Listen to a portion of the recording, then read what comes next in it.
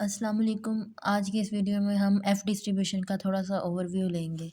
सबसे पहले हमारे पास एफ़ डिस्ट्रीब्यूशन का फ़ॉर्मूला है जो कि है S1 square over S2 square means के हमारे पास यहाँ पे वेरिएंस गिवन हो, किसी पॉपुलेशन की वेरिएंस या फिर किसी सैंपल की वेरिएंस, तो उससे हम क्या है एफ़ डिस्ट्रीब्यूशन उससे उस पे लगा के हम एफ़ की वैल्यू फाइंड कर सकते हैं। अब ये जो सी मैंने हाइपोथेसिस लिखी हैं, तो ये होता था हमारे पास ज़ी या फिर टी टेस्ट की फ़ॉर्म में, कि हमारे पास या ज़ी टेस्ट होता था या टी टेस्ट होता था, तो फिर हम वहाँ पे हम म्यू की वैल्यू फाइंड मतलब म्यू की वैल्यू से हाइपोथेसिस बनाते थे। म्यू हमारे पास मीन होता था, पॉपुलेशन का मीन, तो हम मीन का कहते थे कि जो वन पॉपुलेशन का मीन सेकंड पॉपुलेशन के मीन के बराबर है। लेकिन एफ़ डिस्ट्रीब्यूशन में या एफ़ टेस्ट में हमने क्या करना है, हम वेरिएंस को लेते हैं। हम कहते हैं कि एक पॉपुलेशन की वेरिएंस दूसरी पॉपुलेशन की वेरिएंस के इक्वल है। तो हमारे पास जौन सी नल हाइपोथेसिस बनती है वो है S1 square is equal to S2 square. जो अल्टरनेटिव बनती है वो हमेशा नल के अपोज़िट होती है, तो वो नॉट इक्वल में आ जाएगी इस तरह से। इसके बाद इसकी एक छोटी-सी एग्ज़ाम्पल देखते हैं जिससे आपको एफ़ डिस्ट्रीब्यूशन की अच्छे से समझ आ जाएगी। तो ये जो-सा डाटा है ये हमें स्टेटमेंट की फ़ॉर्म में भी गिवन हो सकता है। हमने देखना है कि अगर हमारे पास दोनों वेरिएंस गिवन हों, तो हम वहाँ पे एफ़ टेस्ट लगाएँगे, एफ़ डिस्ट्रीब्यूशन लगाएँगे। और इसमें देखें हमारे पास गिवन ये वैल्यूज़ हमें गिवन होगी। S1 का स्क्वायर जो-सा है वो हमारे पास 17 है और सेकंड जो-से है हमारे पास वेरिएंस वो 16 है और साथ में हमें ये N1 और N2 गिवन होंगे। अब ये किस लिए गिवन है, फ़ॉर्मूले के अंदर तो ये है नहीं, तो अब हम जब F की वैल्यू टेबल के अंदर देखेंगे तो उसमें ये हमारे लिए हेल्पफुल होंगे। तो ये जो-से N1, N2 है जो पॉपुलेशन का साइज़ है, ये हमारे पास वैल्यूज़ देखने के लिए आएगा। अब फिर हमारे पास लेवल ऑफ़ सिग्निफिकेंस भी गिवन होगा। तो वैसे ही स्टार्ट करेंगे। अब सबसे पहले हम हाइपोथेसिस फ़ॉर्मूलेशन करेंगे, तो जिसमें क्या होगा, नल हाइपोथेसिस में हम कहेंगे कि दोनों जो-सी वेरिएंस सैंपल की या पॉपुलेशन की, अगर पॉपुलेशन ऊपर हो क्वेश्चन में तो हम यहाँ पे सिग्मा राइट कर लेंगे। सिग्मा होता है ना, सिग्मा स्क्वायर पॉपुलेशन की वेरिएंस होती है। तो हम कहेंगे कि एक पॉपुलेशन की वेरिएंस दूसरी के बराबर होती है, बराबर है और अल्टरनेटिव में नॉट इक्वल टू मतलब कि अपोज़िट बन जाएगी उससे। फिर लेवल ऑफ़ सिग्निफिकेंस हमें क्वेश्चन में गिवन होगा, उसके बाद हम टेस्ट स्टैटिस्टिक लगाएँगे जिसमें फ़ॉर्मूला हमारे पास पता है S1 का स्क्वायर और S2 का स्क्वायर। यहाँ पे हमने देखना है कि हमारे पास जो वैल्यू वेरिएंस की जो बड़ी होगी हम उसको ऊपर लिखेंगे। लेट्स सपोज़ करते हैं कि हमारे पास यहाँ 16 की बजाय 18 होता।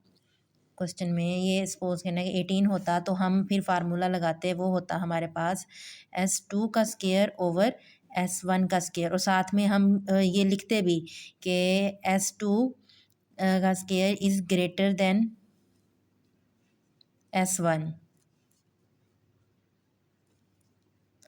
तो इस वजह से, क्योंकि जो बड़ी वैल्यू है वो हमेशा नोमिनेटर में आएगी, ये डिपेंड नहीं करता कि वो S1 है या S2 है।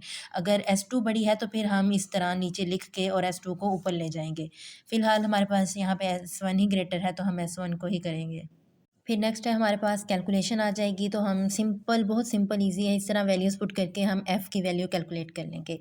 अब नेक्स्ट हमारे पास आता है क्रिटिकल वैल्यू, कि हमने क्रिटिकल वैल्यू कैसे फाइंड करनी है। तो इसके लिए हमारे पास जो फार्मूला है एफ़ के लिए वो है F alpha by 2 mu 1 and mu 2। इसकी टेबल के अंदर वैल्यू देखना थोड़ा-सा डिफरेंट है, वो आप देखेंगे तो आपको समझ आएगी। पहले ये समझ लें कि ये जो-सा म्यू 1 तो अब आप कहेंगे कि हमें क्वेश्चन में गिवन नहीं था। क्वेश्चन में हमारे पास N1 और N2 गिवन था। N1 हमारे पास 15 था, N2 14 था। तो अब हमें पता है कि जो-सा टी टेस्ट के में अंदर हमने देखा था कि टी के अंदर जो हम म्यू करते थे, म्यू बराबर होता था N-1 के। तो यहाँ पे भी हम ऐसे ही करेंगे, म्यू 1 जो-सा है वो N1-1 होगा। तो N1 की जो वैल्यू गिवन होगी हम उसमें से 1 माइनस कर देंगे तो 14 आ जाएगा, और म्यू 2 की जो वैल्यू गिवन होगी उसमें से भी 1 माइनस कर देंगे, और जो फिर वैल्यूज़ आएँगी वो हमारे पास वो वाली हम टेबल के अंदर देखेंगे। तो ये हमारे पास बनता है इस तरह एफ़ 0.05 डिवाइडेड बाय 2 तो 0.025 आएगी।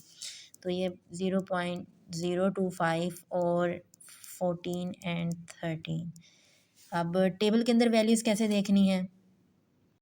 ये हमारे पास टेबल आ गया है। अब टेबल में आप देखें हमारे पास ये एफ़ 0.025 का टेबल है। तो इसके अंदर V1 या म्यू 1 जो हमने फाइंड किया था उसको हम इस साइड पे देखेंगे। तो हमारे पास जो वो वैल्यू आई थी वो 14 थी, और जो हमारे पास V2 या म्यू 2 की वैल्यू 13 आई थी, तो हम इधर से 13 को देखेंगे। तो इस यहाँ पे 14 और इधर से 13 को देखेंगे तो ये बनेगा हमारे पास 3.08। तो ये हमारी वैल्यू है 3.08 एफ टेबलेटेड की। तो ये देखें हमारे पास क्या है, वैल्यू 3.08 आ गई। अब इसका ग्राफ बनाते हुए याद रखना है कि जिस जी और टी टेस्ट से इसका जो सा ये ग्राफ है ये डिफरेंट बनता है। इसका ग्राफ ज़ीरो से पॉजिटिव इन्फिनिटी तक बनाएंगे हम। मतलब कि उनका होता था ना कि वो जो सा है माइनस इन्फिनिटी से पॉजिटिव इन्फिनिटी तक होते थे टेस्ट, जी टेस्ट या टी टेस्ट जो से दोनों थे, उनका ग्राफ माइनस इन्फिनिटी से पॉजिटिव इन्फिनिटी तक चलता था। लेकिन इसका यहाँ से हम ज़ीरो से स्टार्ट करेंगे और यहाँ पे जो हमारे पास वैल्यू टेबुलेटेड आएगी तो वो उसको राइट कर लेंगे। तो हमारे पास 3.08 आई। अब हमारी जो कैलकुलेटेड वैल्यू है वो देखें 1.06 आई थी। तो वो कौन सी है, अब ये नॉन क्रिटिकल रीजन के अंदर लाई कर रही है। और हमें पता है कि जब वैल्यू नॉन क्रिटिकल रीजन के अंदर लाई करे तो हम नल हाइपोथेसिस को एक्सेप्ट करते हैं। तो अब हम कंक्लूजन लिखेंगे, कंक्लूजन में लिखेंगे कि we will accept null hypothesis as variances of two population are equal. तो नल हाइपोथेसिस में हमारे पास यही था ना कि वेरिएंस जो सी हैं वो टू सैंपल या पॉपुलेशन को इक्वल है, तो हम ये इस तरह राइट कर देंगे।